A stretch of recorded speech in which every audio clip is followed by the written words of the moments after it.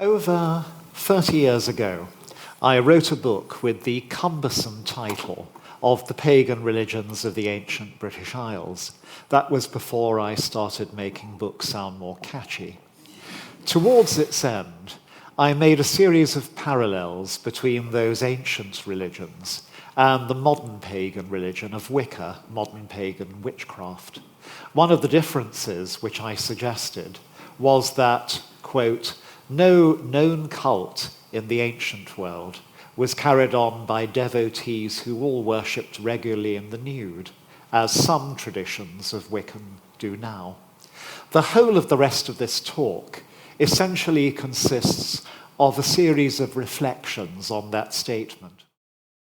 The Gresham College lecture that you're listening to right now is giving you knowledge and insight from one of the world's leading academic experts. Making it takes a lot of time, but because we want to encourage a love of learning, we think it's well worth it. We never make you pay for lectures, although donations are needed. All we ask in return is this: send a link to this lecture to someone you think would benefit, and if you haven't already, click the follow or subscribe button from wherever you're listening right now. Now, let's get back to the lecture. On the one hand, I believe that I shall show in detail why it remains correct. On the other, I also intend to expose it as an entirely inadequate consideration of the subject. I intend to start by looking at the place of ritual nudity in Wicca itself. Wiccans themselves have provided two principal justifications for the practice. One, which I have often read in print, is that the body naturally releases a field of magical energy which clothes obstruct. The other, which I have heard more often in speech, is that it reinforces a feeling of equality and democracy within a Wiccan group. Neither seem entirely satisfying to me. I think that the first is probably a self-fulfilling justification, in that people who are used to being naked to work ritual magic would very probably feel disempowered if made to do so in robes or another dress. Nor do I have any means of evaluating the practical success of groups who practice magic nude, as opposed to those who do not. Whatever one's own views on the literal reality of magic, whether it is seen as a symbolic system, a means of self-transformation, or an operative practical tool, there is something disturbing about the concept that clothes magicians are somehow automatically second-rate. It would consign to the also-rans of magical history the most famous and sophisticated societies for the practice of ritual magic known to history, including the Hermetic Order of the Golden Dawn, the Stella Matutina, and the Ordo Templi Orientis. Both my sense of justice and my common sense urge me against such a conclusion. As for the idea that ritual nudity is in some way democratic, it runs up against the fact that many Wiccan covens have been among the most intensely hierarchical groups on earth. This is not necessarily a bad thing in itself. In many ways, it suits the nature of the work which they do, but it does make the notion of equality seem rather odd. I would propose that nudity has two other practical benefits for Wiccans. One is that it powerfully reinforces the sense of a Wiccan circle as a place apart from the everyday world. The combination of candlelight, incense, and liturgy all work towards that end. And nudity gives a very obvious visual symbol that the normal persona has been stripped away. Many magical and esoteric groups have preparatory exercises before ceremonies to move people into an altered state of consciousness, like breathing exercises, meditations, guided visualizations. Simply to remove one's clothes and step into candlelight and incense is a jolt from the everyday to a different world that is very effective and very easy. The other benefit is that to make it work, it does demand a high degree of mutual trust and comfort within the group.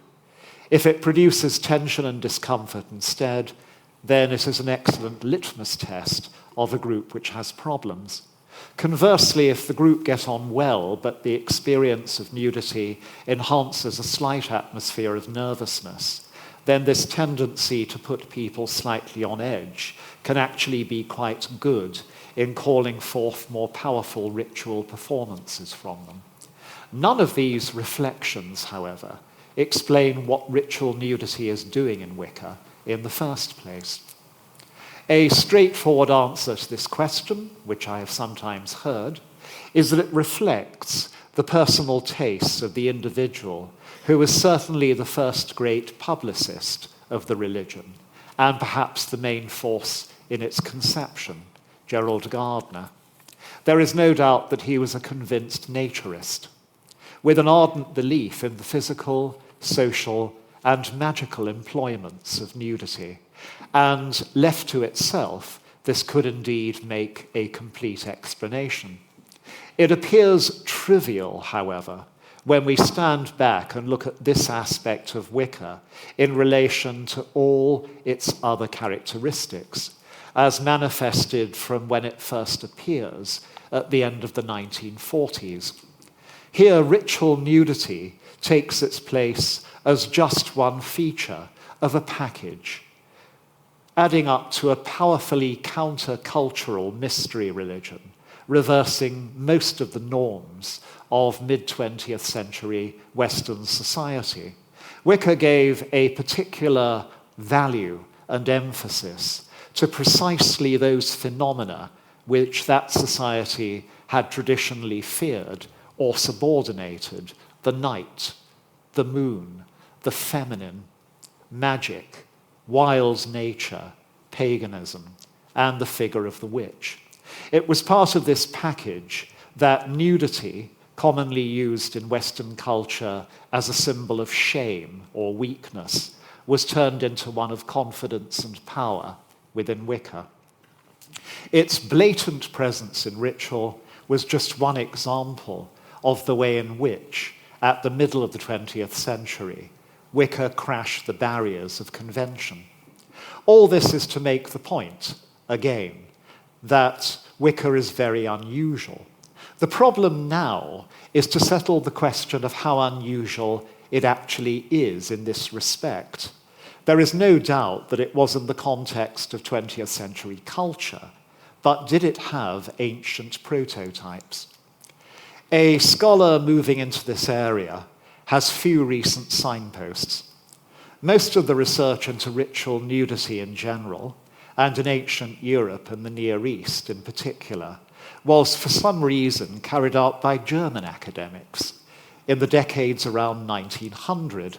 The main book on the subject by J. Heckenbach, published in 1911, must have been one of the last academic works to be written entirely in Latin. The learned author was clearly terrified that if he used any living language, then his subject matter might corrupt the unsophisticated and impressionable. As one of the people around in the early 20th century who did not read Latin was Gerald Gardner, the concerned German had clearly missed the point. The ancient material shows up some immediate problems of interpretation. It is true that sculptures, vases, and wall paintings across the ancient Mediterranean and Middle East show a lot of naked people. The trouble is the near impossibility in many cases of distinguishing literal from mythological scenes. In Greek and Roman artistic convention, most gods, like Hercules on the screen, some goddesses, many heroes, and many nymphs were shown naked. This was specifically to distinguish them from ordinary humans. The rulers of Sumerian city-states, thousands of years earlier, are sometimes shown kneeling unclad before a deity. It may be a literal scene of worship, but it may be an artistic expression of the comparative lowliness and humility of the human worshipper. When all this is taken into account, there is no unequivocal evidence that any ancient pagan religion of the European or Near Eastern world held rites in which all participants were regularly naked. It is not even certain that just one or two nude people had a regular place in ceremonies. Sometimes when it does seem as though proof can be obtained of this, it dissolves on closer inspection. For example, some Roman writers describe the young men who ran around Rome every February at the feast of the Lupercalia as nude. The more detailed descriptions of the custom, however, make plain that they wore goatskin jock straps, which must have added to something of the challenges of the part in the ritual. Where stark nudity is described in a ceremony, it's associated with special rites of passage rather than regular events. For example, the man who lights the funeral pyre of the dead Viking chief in Ibn Fadlan's famous description of a Viking's funeral in Russia in the 920s, walks backward and unclothed. The fact that he reverses the normal direction as well as the normal mode of dress indicates that at that moment he is being set aside from the rest of humanity and the general nature of the world to precipitate the dead man into a different realm. So, am I saying that ritual nudity had no place in the ancient world, save as an artistic metaphor, or for very occasional special events, like that funeral on the Volga? No, because the summary above misses out one important area in which it does seem to have had a regular and functional part, on initiation into mystery religions. There is reasonably good evidence that in some at least, the initiate was naked at the time of induction into the religion and reclothed on completing the process. There is here a clear apparent metaphor for rebirth. In the ancient Greek and Hellenistic world, it would have been a particularly strong and familiar point of resonance. The custom of a bath, followed by dressing in new robes, was not merely the usual purification of somebody about to engage in any religious rite, but of anybody about to celebrate their coming of age or to get married. Again, however, some care is needed in interpreting the evidence. Not all the texts which have been taken at times to support the idea of nude initiation can do so beyond doubt. For example, the Greek playwright Aristophanes has a character in a comedy speak the line, "It's the custom for novices to enter unclothed, nudge, nudge." This may be a reference to religious mysteries, but you have to remember that one of the signs of coming of adolescence in a Greek boy was that he was allowed to put off all the girlish clothes of childhood and strip naked to participate in the adult male world of the gymnasium, where Greek adult males exercise naked. In some places, the novice youths were therefore called the ekdiomenoi, those who undress, and this could be Aristophanes' point.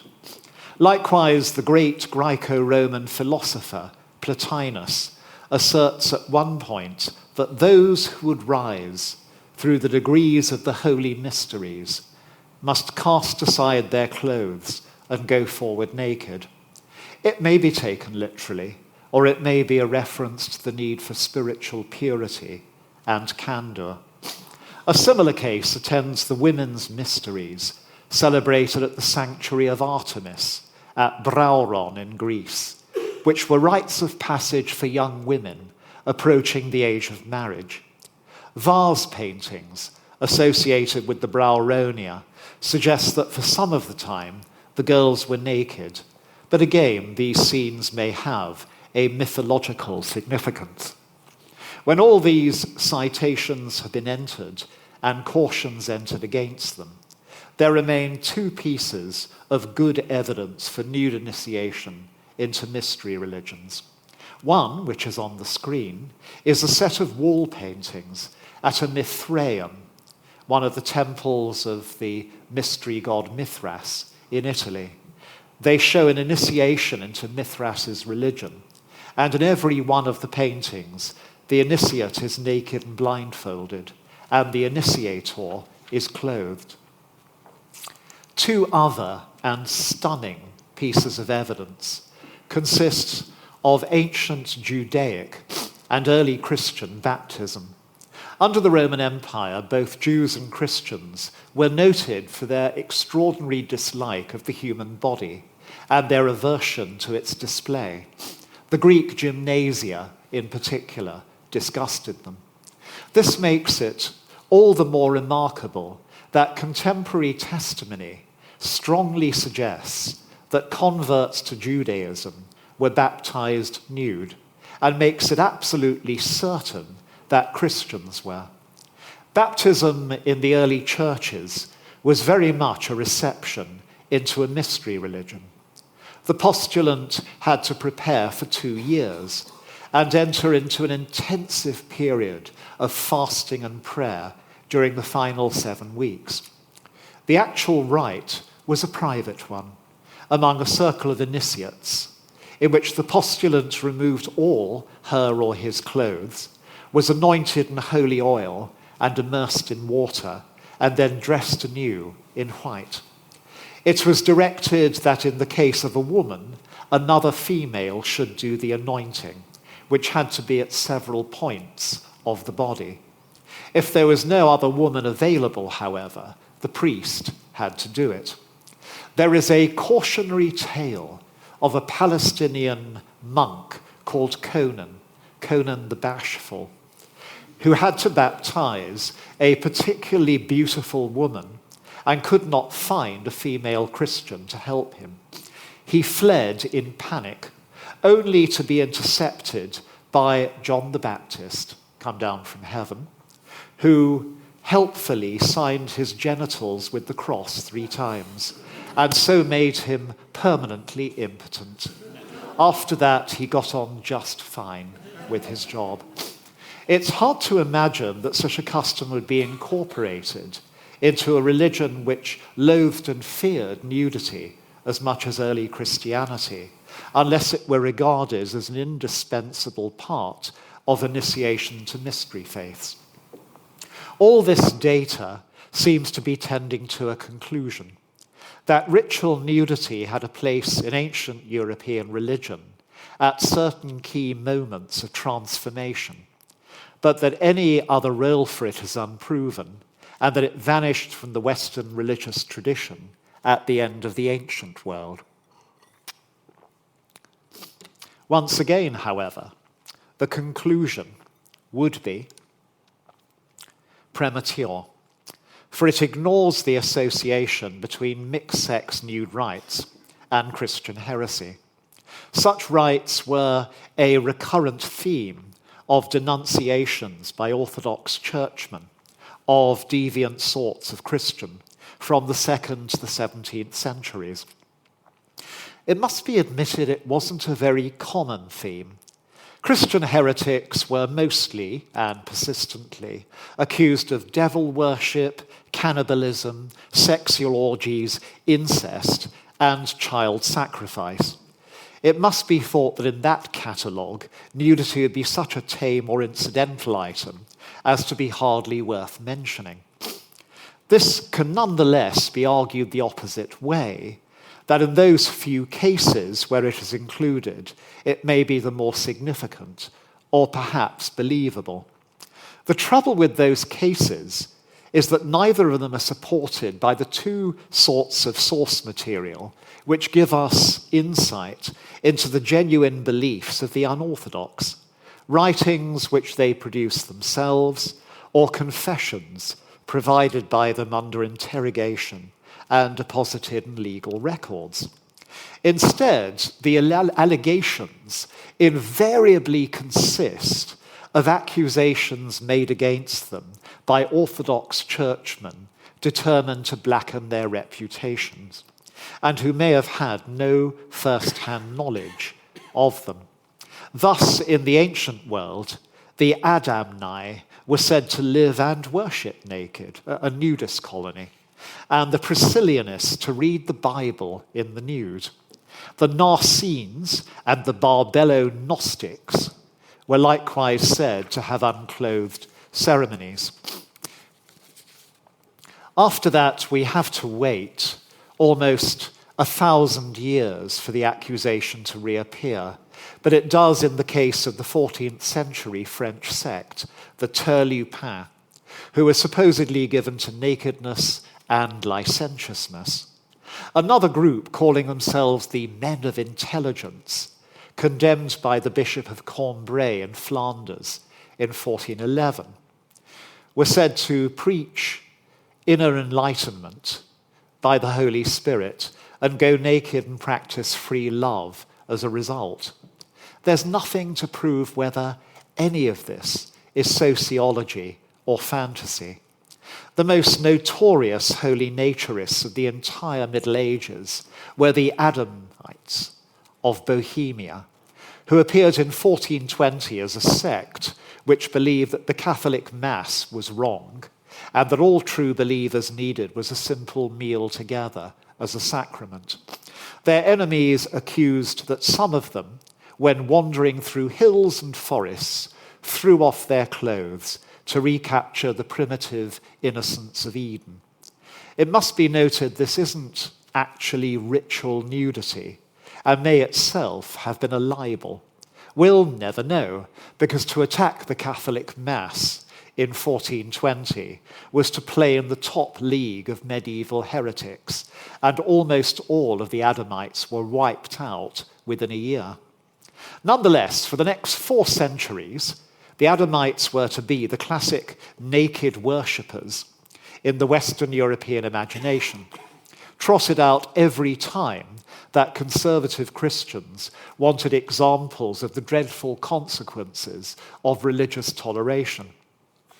One of those occasions was during the English Revolution of the 1640s, and in July 1641, accusations were made in English newspapers that Adamites had appeared in England. Suspicion may be fostered of these reports by the fact that the most detailed eyewitness account of their activities insisted they were meeting in large numbers in London parks. Nobody else seems to have seen them there, however, and by the end of the year, people had stopped looking for them. Probably the most exciting thing ever alleged against Kensington Gardens and Hyde Park. The whole catalogue of ancient and medieval Christian heresy, therefore, proves that ritual nudity was an occasional charge used by the Orthodox against their enemies, but not whether any of those enemies actually practiced it. It is not surprising, therefore, that it became associated with the deluxe heresy of the later Middle Ages and early modern period, the new religion, alleged religion, imagined religion of satanic witchcraft, which some churchmen and magistrates came to believe in and to accuse people of having joined from the early 15th century onward. It is not, however, a charge much made by the demonologists who wrote about the witch religion over the next 300 years. Neither the Formicarius nor the Malleus Maleficarum in the 15th century, let alone the later witch-hunting manuals of Jean Baudin, Martin Del Rio, Henri Boguet, Nicolas Rémy, or Pierre de l'Ancre, make much reference to it. Nor does it feature much in the confessions made by alleged witches. Interestingly, when it does, it echoes the ancient tradition of initiation into mysteries. In 1480, a woman interrogated at Brescia in northern Italy claims that when she made her pact with the devil, she offered homage nude and kneeling. By contrast, the nudity of witches is a very prominent feature of the art of the period, especially that of Northern Europe and above all of Germany.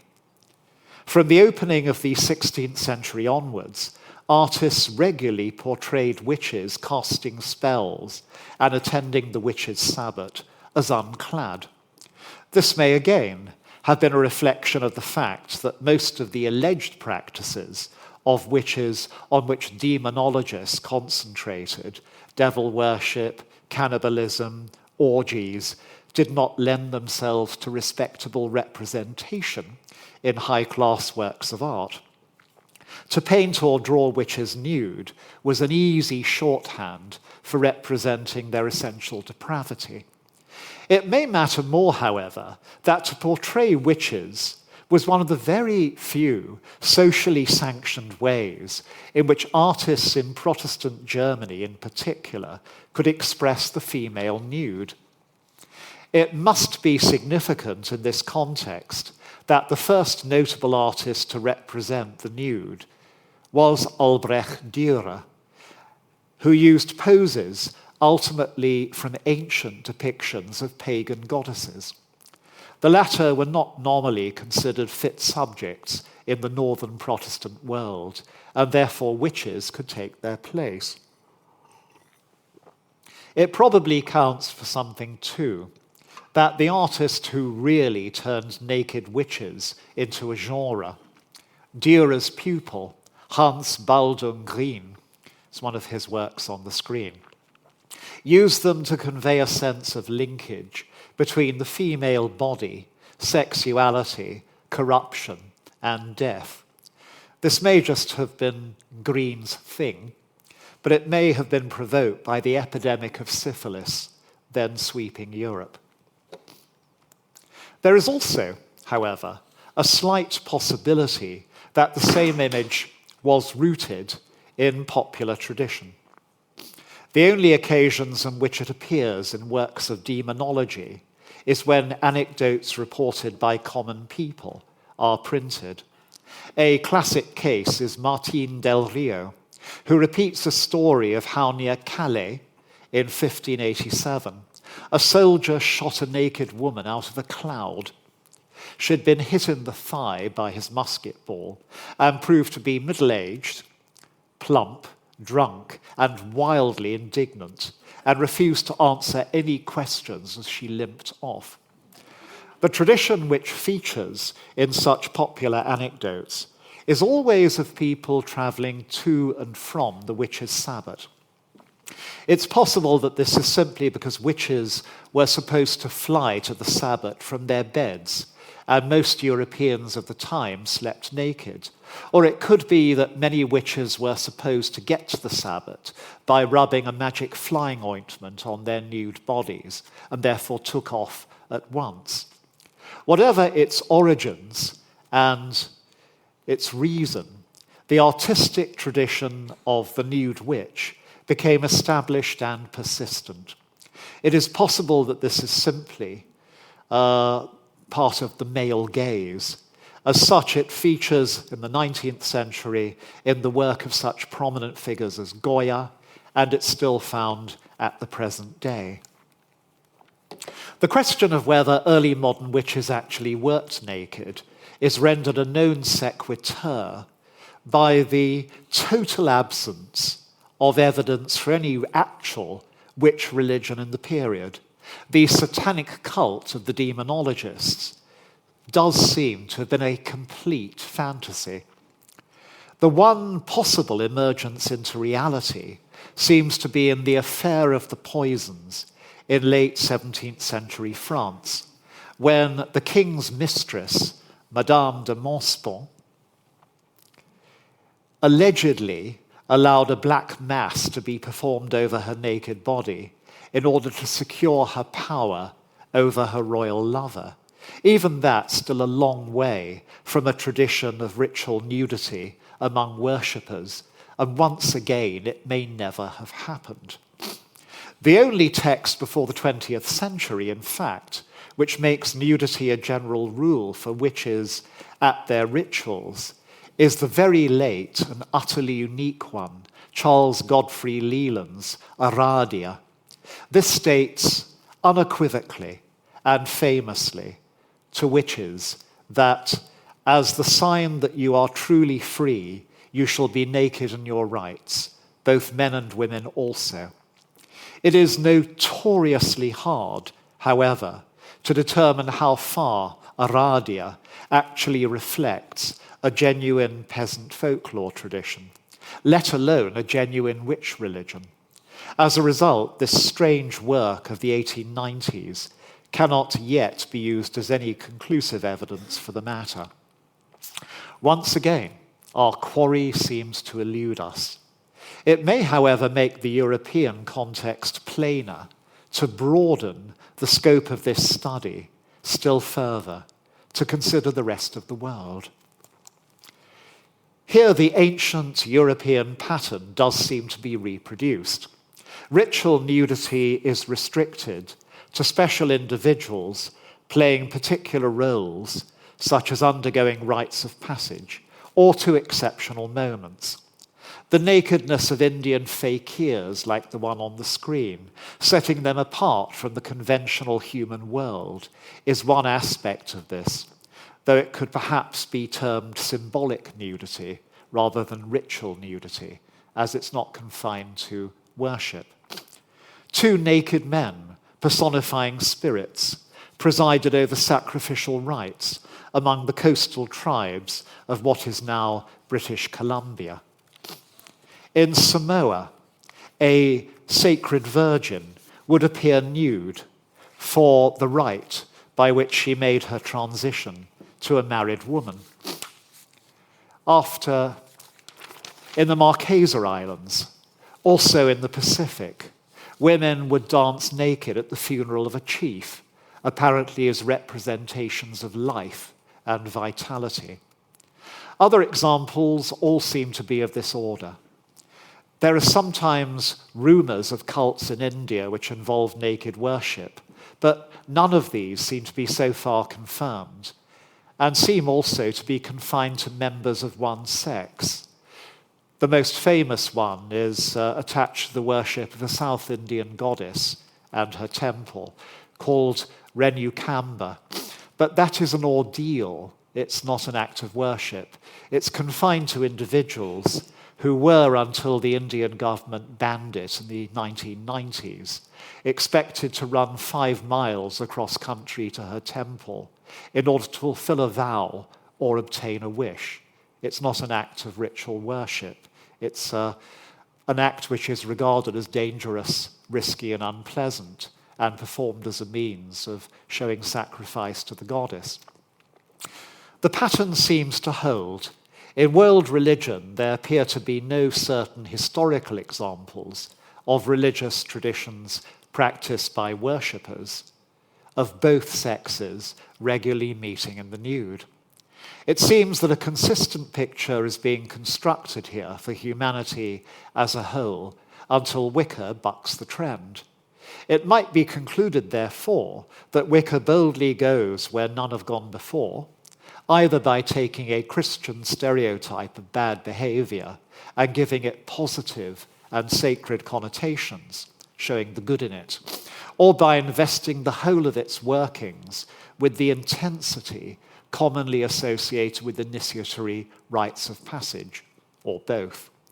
It might be concluded, but it can't be, for there's an entire dimension to the subject which I've missed out, and which I must confront as the final part of this exploration. It takes as its starting point the fact that in every inhabited continent of the world, there are peoples who have believed in the figure to which the English traditionally give the name of witch in the bad sense of the word. That is a human being who works secret and malevolent magic against other members of the same community, from motives of pure malice and in a hidden tradition passed on by inheritance, initiation, or contact with evil powers. All over the world, likewise, Peoples who have believed in this figure have also commonly believed that witches work naked. This is found among tribes all over tropical Africa, from Zimbabwe and the Transvaal to Tanzania, Uganda, and Kenya, although not apparently in West Africa, in the recent past. Anthropologists studying those beliefs sometimes suggested a rational explanation, as I did in the case of the European witches' Sabbat, that as these tribal peoples usually slept naked, and as witches travel from beds at night, they go as they have been sleeping. The African beliefs also, however, included other aspects of the witch stereotype, which favour a less functional explanation. Thus, the witches concerned were believed to ride on baboons or hyenas, to walk on their hands, not their feet, to paint their black skins white, and to eat corpse flesh. All these mythological actions are reversals of accepted human behavior, and the nudity of witches in these societies in which complete social nudity is unacceptable, was unacceptable, and is, represents the same effect at work. Witches are also customarily regarded as operating at night and naked among the Trobriand islanders of the southwestern Pacific, the Navajo of the southwestern United States, the Arabs, and many of the peoples of India. In Bengal, a would-be witch who lacked a teacher was expected to go to the cremation ground at midnight, take off her clothes — Bengali witches were stereotypically female — and commence a rite to gain power over spirits. Even in northeastern Siberia, not one of the world's regions apparently friendly to nudity, the Chukchi people, who had shamans to work magical operations, expected a shaman wanting to utter a curse to perform naked and in the moonlight. Healing operations, by contrast, were indoor events requiring special clothing. Once again, it seems possible to work towards a conclusion that all over the world there is an ancient belief that witches, in the bad sense, work naked as part of their general symbolic function of breaking the rules of conventional human behavior. Again, too, it seems possible to credit Wicca with inventing those symbolic functions with positive qualities, and their worldwide distribution strengthens its claims to be a countercultural religion par excellence, redeeming traditionally despised aspects of human potential. And, once again, such a conclusion would be premature. The most revealing way of putting this image of the witch into perspective is to take a sideways step into the broader world of magic. Here I'm putting my weight behind a wholly traditional distinction between religious and magical activities, one used by many anthropologists and most ancient historians till recently, but first formulated by the ancient Greeks and built into subsequent Western culture.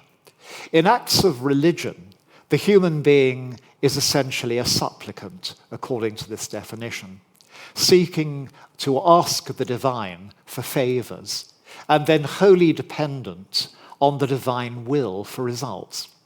In acts of magic, the human being has some measure of operative control over the result, at the least by an arcane understanding of the mechanisms of the natural world, and at most by compelling superhuman entities. In holding to this distinction, I don't deny that religion and magic represent different points on a spectrum, rather than two distinct and opposed phenomena. I do not deny that magical acts often take place in religious contexts, and vice versa. I certainly don't suggest that magic should be seen as in some way inherently inferior to religion, or that this dichotomy should necessarily be applied to extra-European cultures. I just find it a distinction which works well in certain contexts. And one of those contexts is that of ritual nudity. Acts of magic, after all, represent ritual applied to special and extraordinary occasions, requiring a shift of consciousness or a redefinition of being, every bit as much as rites of passage. It should therefore not be surprising to find that nudity plays a very prominent part in magic. It is found in the Bible, where both a king, Saul, and a prophet, Ezekiel, are portrayed as removing their clothing in order to obtain the gift of second sight.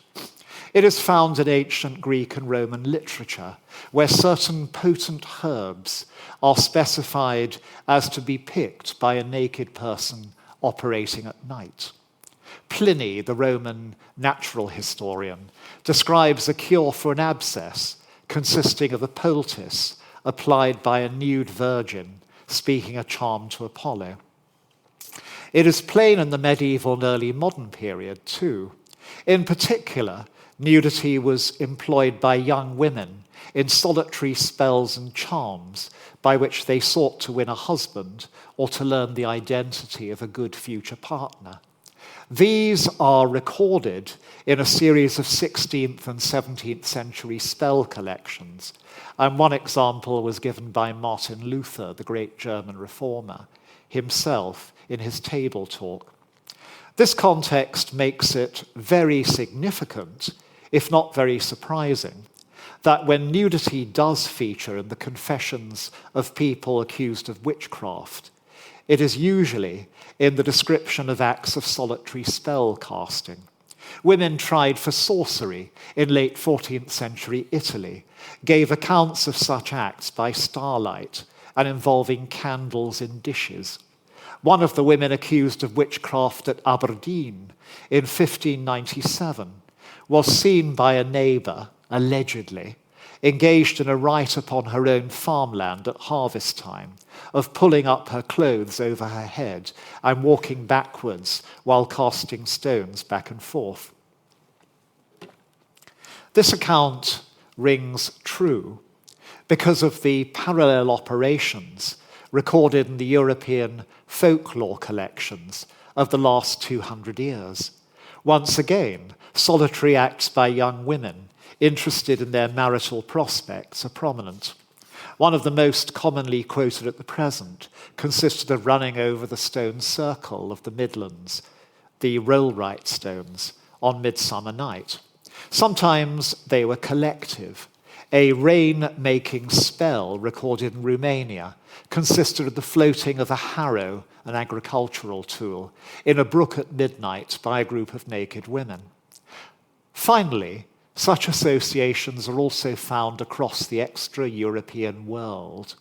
In Bengal, drought was said to be ended if nude women dragged a plough across a field after dark. Remembering that in the same region, a woman was supposed to undress to become a witch, this is fairly obviously an act of good witchcraft. There are parallel male rites elsewhere in the globe.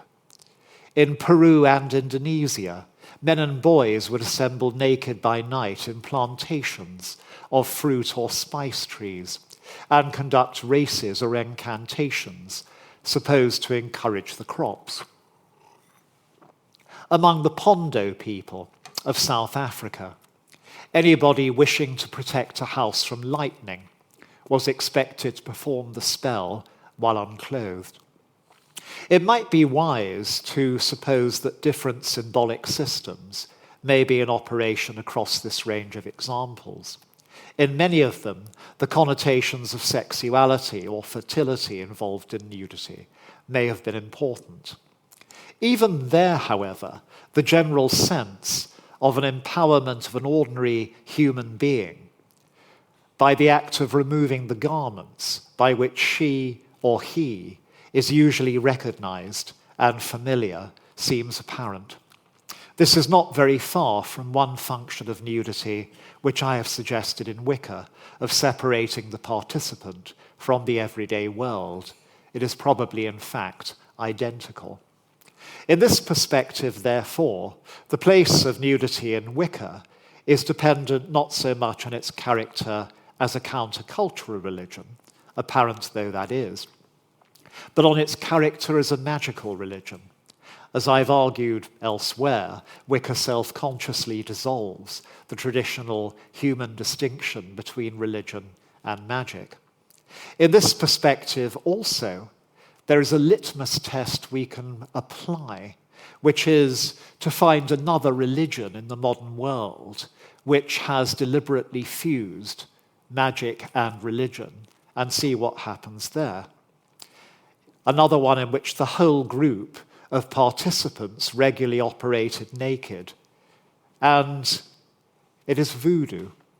A detailed account, for example, of the Midsummer Night ritual of the famous voodoo queen, Marie Laveau Glapion, held in Louisiana in 1872, clearly shows that the entire congregation undressed for the main ceremonies. So it seems there is an equation, religion plus lots of magic equals nudity. So Wicca is not unique in this respect, even though it's unusual.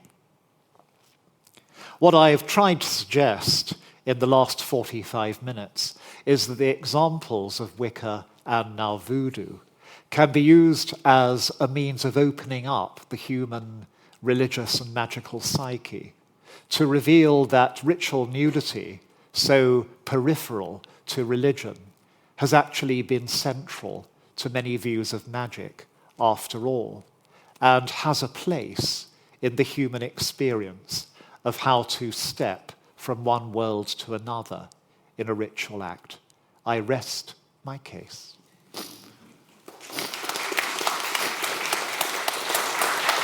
Thank you. Thank you very much, Professor Hutton. So perhaps a first question, perhaps I might have on the gender balance, I would say, of female and compared to male nudity. Has female nudity perhaps been more prevalent in history compared to male nudity? And if not, or if so, do they operate in different ways? Do they, in a way, serve different purposes? Do we know about these? The straightforward answer is no. That ritual nudity is not gendered worldwide and through history, except in specific places and societies. But that is true of so many other things, like who is a witch? In some societies globally, witches are stereotypically female. In some, like Europe, much of it. In many others, they're stereotypically male. In some, they're old. In some, they're young. In some, they're rich. In some, they're poor. And so it is that ritual nudity is gendered one way or the other in particular societies. But overall, there is no listing towards one side or the other. Yeah, thank you very much. I think you began to touch on this towards the end, but isn't this nakedness thing this kind of primeval force, which is all about fertility and childbirth and procreation and male prowess as hunters and warriors? And so you see it in Venus figurines or in cave art or rock art that shows naked hunters and warriors. Isn't that what it's all about, really? It's that sort of primeval fertility and prowess thing. I'm being terribly negative tonight. The answer is no. We don't actually know what a lot of these prehistoric images mean. The Venus figurines, i.e. the images of naked women from the European and Asian Old Stone Age, could be deities. They could be used in healing rites for women. They could be representations of priestesses. They could be works of art. We just do not know. It could be any of those things and more. And the Victorians and the Edwardians were mad about fertility as being the basis of indigenous and pagan religions. And in fact, they are confined to it is confined to only a small portion of them. And in many of these nude rituals, there seems to be no obvious connection with fertility or sexuality at all. The lowest common denominator is transforming oneself into a magical space by getting rid of one's clothes.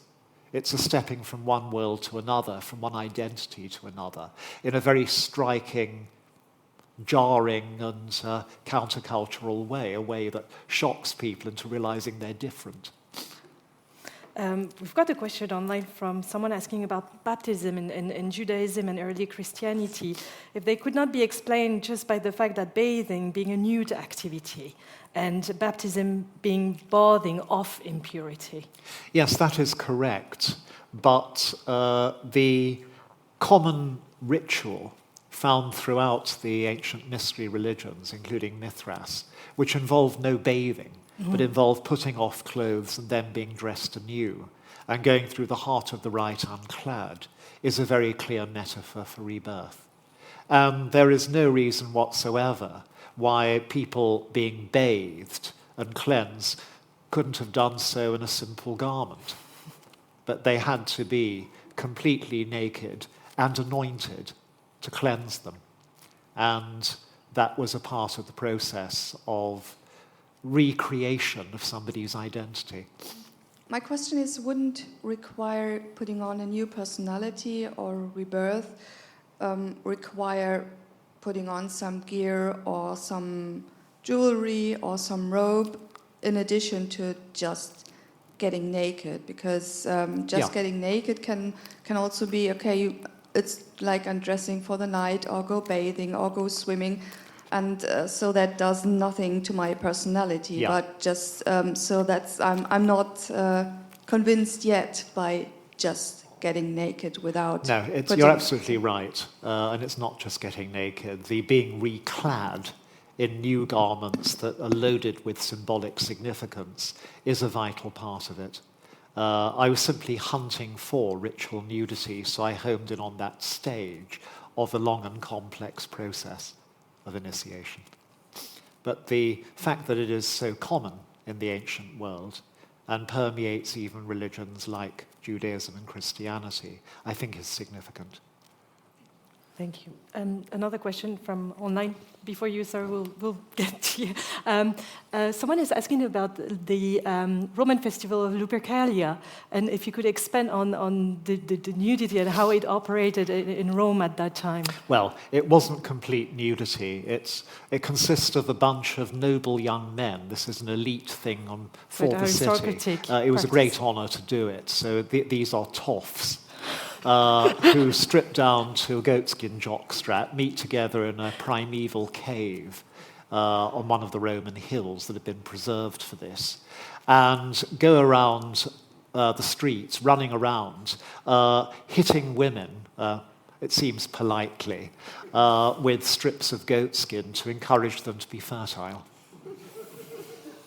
There was a Roman phobia, particularly around the end of the Republican era, about the population of Romans declining. Oh, declining, all right. And so great lengths were encouraged in order to make the Romans have more children. I mean, like bachelor taxes was one of them. But also just trying to get Romans who wanted to produce babies to produce them faster and more easily was another obvious recourse. And that was what Lupercalia was all about. Just thinking about the sort of shock factor of the ritual nudity, is there any evidence that in societies where it doesn't generate the shock factor, I'm thinking, typically modern Germany or something, that they have an alternative for ritual nudity? It's a very good question. Again, I do not have a clear answer to it. There are peoples in the world who have habitually gone naked, especially in parts of South America. And there are a few other places. But those peoples do not seem to regard nudity as magical as a result. But there are very few human societies who have traditionally practiced social nudity. And it's surprising to us in fully clothed societies how little it takes for certain indigenous societies in the past to regard themselves as clothed and not naked.